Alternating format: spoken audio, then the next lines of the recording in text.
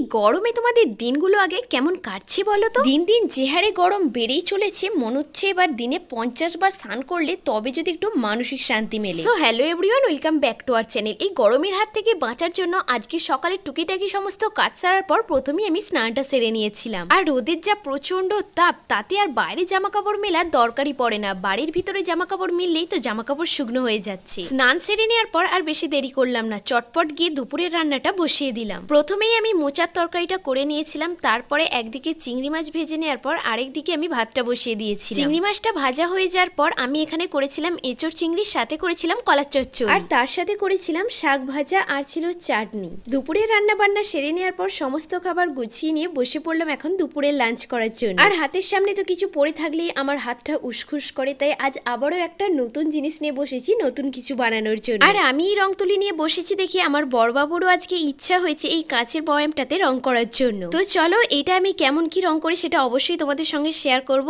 আজকের মতো টাটা, তোমাদের সঙ্গে দেখা হচ্ছে আবার কোনো নেক্সট ভিডিওতে। বাই।